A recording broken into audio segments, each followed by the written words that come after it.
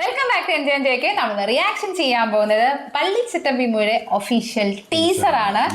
നമ്മൾ ഇപ്പൊ വന്നോളൂ കേട്ടോ, കുറച്ച് മുന്നേ. അപ്പോൾ തന്നെ നമ്മൾ വിചാരിച്ചു എന്നാലും ചെയ്യാന്ന് വിചാരിച്ചാൽ നമ്മൾ എപ്പോഴും മിസ്സായി പോവാറുണ്ട്. അപ്പൊ നമ്മൾ റോമിങ്ങിൽ ആടൊറ്റക്കായിരുന്നല്ലേ. ആടിന്റെ ട്രെയിലർ ഇതുവരെയായിട്ട് ഞാൻ കണ്ടിട്ടില്ല, അത് പറഞ്ഞ കാര്യം. ഓക്കെ, ഇതിനകത്ത് നമ്മള് പാട്ട് കണ്ടിട്ടുണ്ട്, പാട്ടൊക്കെ നല്ല രസമാണ്. അതെന്തായാലും അങ്ങനെ ഒരു പാട്ട് ഉണ്ടാവാറുണ്ട്, പ്രത്യേകിച്ച് ടോവിനോന്റെ പടത്തിനകത്ത്.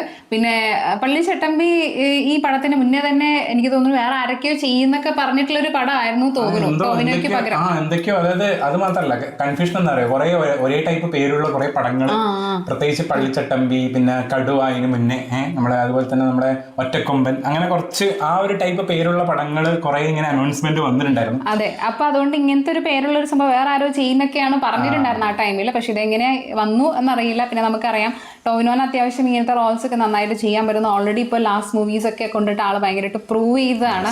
അപ്പൊ അതുകൊണ്ട് ആൾക്ക് ഈ റോള് മാസ് റോള് പോകുന്നത് നമുക്ക് എന്തായാലും അറിയാം. പക്ഷെ ഇതെന്താണ് സാധനം എന്നുള്ള അറിയാൻ വേണ്ടിയിട്ടാണ്. പ്രത്യേകിച്ച് നാടൻ മാസ് ചെയ്യുന്ന സമയത്ത് വേറെ ലെവലാണ്. കാരണം അവർ മുണ്ടക്കൊടുത്ത് വന്ന് അല്ലെ അവർ തടിയൊക്കെ വെച്ചിട്ടുള്ള ഒരു ലുക്കിൽ വരുന്ന സമയത്ത് ഭയങ്കര രസമാണ്. ഡിജോ ജോസ് ആന്റണിയാണ് ഡയറക്ഷൻ. അപ്പൊ അതുകൊണ്ട് തന്നെ ആളുടെ ലാസ്റ്റ് പടം മാത്രമേ തിയേറ്ററിൽ വിജയിക്കാണ്ടുള്ളൂ. പക്ഷെ എനിക്ക് തോന്നുന്നു ആ പടം പിന്നീട് കണ്ടപ്പോഴേക്കാർക്ക് വലിയ കുഴപ്പമില്ലാന്ന് തോന്നുന്നു. മലയാളി ഫ്രം ഇന്ത്യ നിവിൻ പോളി ഉണ്ടല്ലോ, അത് എനിക്കൊന്ന് തീമും സാധനങ്ങളൊക്കെ ആ സമയത്ത് എന്തുകൊണ്ട് ഹിറ്റായില്ലെന്നറിയില്ല. പക്ഷെ പിന്നീട് ആൾക്കാരൊക്കെ കുഴപ്പമില്ലാത്തൊരു സിനിമയാണെന്നുള്ള ആവറേജിന് മേലെ നിൽക്കുന്ന നമ്മൾ കണ്ടിട്ടില്ല. നിവിൻ പോളിയും ധ്യാൻ ശ്രീനിവാസനും ഉള്ള അവിടെ അല്ലേ, അത് ഭയങ്കര അട്ടർ ഫ്ലോപ്പ് ആയിരുന്നു ആ ടൈമിൽ. അതായത് ഒട്ടും ഇഷ്ടപ്പെട്ടില്ല.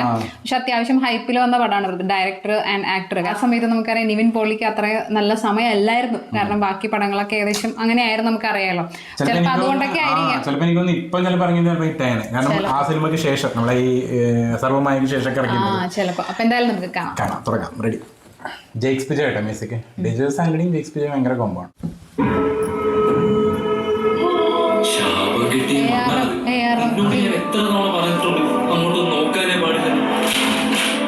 ഈ ക്രിസ്റ്റഫർ എന്ന് പറയുന്ന പദത്തിന്റെ അർത്ഥം അറിയാമോ നിനക്ക്? ക്രിസ്തുവിനെ ചുമക്കുന്നവൻ. ഓ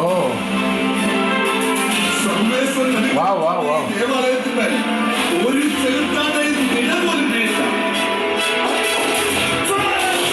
പഴയ കാലഘട്ടം ശരീരത്തിനെന്ത് കാര്യം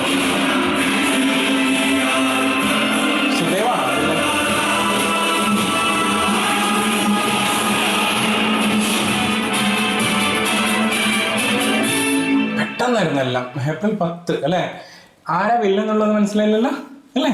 എല്ലാം പിന്നായ പോലെ പെട്ടെന്ന്. ഞാൻ ആക്ച്വലി എന്താ അറിയോ, ഇപ്പൊ ഒരു എന്തെങ്കിലും ഒരു നല്ല സാധനം വന്നിട്ട് ഇങ്ങനെ ഇവിടെ പോസ് ചെയ്യുന്നുള്ളൊരു ഫീലുണ്ടായിരുന്നു. പക്ഷെ അതൊന്നും വരാണ്ട് പെട്ടെന്ന് സാധനം പോയി.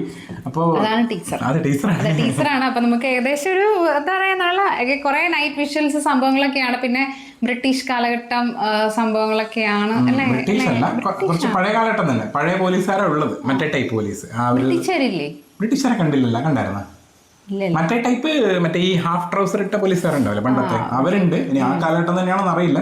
പക്ഷെ മറ്റേ ഇപ്പത്തെ കാലഘട്ടം ഉണ്ടെന്ന് തോന്നുന്നല്ലേ, രണ്ടും കൂടി മിക്സ് ചെയ്തിട്ടോല്ലേ? അത് പണ്ടത്തെ മാത്രമാണോ? എനിക്ക് തോന്നിയത്. ഓക്കെ. പക്ഷെ അതിലൊരു ഇടയ്ക്കൊരു സൗണ്ട് കേട്ടായിരുന്നില്ലേ? അത് ടോവിനോന്റെ സൗണ്ട് അല്ലല്ലോ. എനിക്ക് പെട്ടെന്ന് സുദേവ് നായരുടെ ഒക്കെ സൗണ്ട് പോലെ തോന്നിയിരുന്നു. ആ സ്ലാങ്, നമ്മളെ സുദേവ് ഇല്ലേ, സുദേവ് മലയാളം പറയുമ്പോൾ ഒരു സ്ലാങ് ഇല്ലേ, കുറച്ച് വ്യത്യാസമല്ലേ? അങ്ങനെ മൊത്തത്തിലൊരു നമ്മള് ഒരു ക്രിസ്തീയ ബാക്ക്ഗ്രൗണ്ടിലാണ്, അതായത് പള്ളി സംഭവങ്ങളൊക്കെ വെച്ചിട്ടാണ് പടം പോകുന്നത്. അപ്പൊ അതുകൊണ്ട് തന്നെ എനിക്ക് തോന്നുന്നു അങ്ങനത്തെ കുറെ സംഭവം നമ്മൾ ഏകദേശം മറ്റേ ഇതിനകത്ത് റോമൻസിലൊക്കെ നമ്മൾ കണ്ടില്ലായിരുന്നു, ഒരു ഭയങ്കര ദേവാലയമായിട്ട് ഭയങ്കര ബന്ധപ്പെട്ടിട്ടുള്ള ഒരു പടം. അപ്പൊ അത് അങ്ങനത്തെ ഒരു പടം പോലെ തോന്നിയിട്ടുണ്ടായിരുന്നു. പിന്നെ നൈറ്റ് വിഷ്വൽ ആയതുകൊണ്ടായിരിക്കും ചിലപ്പോൾ എനിക്ക് ഏറെ ഭയങ്കരമായിട്ട് ഫീൽ ചെയ്തത്. ലൈറ്റും തീയും സംഭവങ്ങളൊക്കെ വന്ന സമയത്ത് ഏകദേശം അങ്ങനെ ഒരു, അത്യാവശ്യം നല്ല രസമുണ്ട് കാണാനായിട്ട്. ടീസർ നമുക്ക് ട്രെയിലർ കാണുമ്പോഴാണ് കുറച്ചും കൂടി അറിയാൻ പറ്റുന്നത്. പക്ഷെ ഇതിനകത്ത് ഏകദേശം നമ്മൾ ഏതൊക്കെയോ മൂവിയിൽ കണ്ട പോലത്തെ എന്തൊക്കെയോ ഒരു ഫീൽ ഉണ്ട് കാണുന്ന സമയത്ത്. കംപ്ലീറ്റ്ലി എനിക്ക് കഴിഞ്ഞ പ്രാവശ്യം എന്തോ ഒരു മോഷൻ പോസ്റ്റർ എന്തോ ഇറക്കിയ സമയത്താണ് കുറച്ചും കൂടി നമ്മളെ ജെയ്ക്സ് പിജയുടെ സ്കോർ കിട്ടിയത്.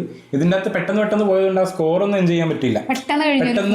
ഞാൻ വിചാരിച്ചത് അയ്യോ കഴിഞ്ഞു പോയല്ലോ എന്നുള്ളൊരു സാധനം ഉണ്ടായിരുന്നു. എന്തായാലും എനിക്കൊന്നും കൂടി ഞാൻ കണ്ടു നോക്കേണ്ടി വരും എന്താണെന്ന് ശരിക്കും അറിയാൻ വേണ്ടി. കാരണം ഭയങ്കര ഫാസ്റ്റ് ആയിട്ടല്ലേ മൂവ് ചെയ്യുന്നത്. അത്രയേ ഉള്ളൂ. നിങ്ങളുടെ അഭിപ്രായം പറയാം, അടുത്ത വീഡിയോയിൽ കാണാം.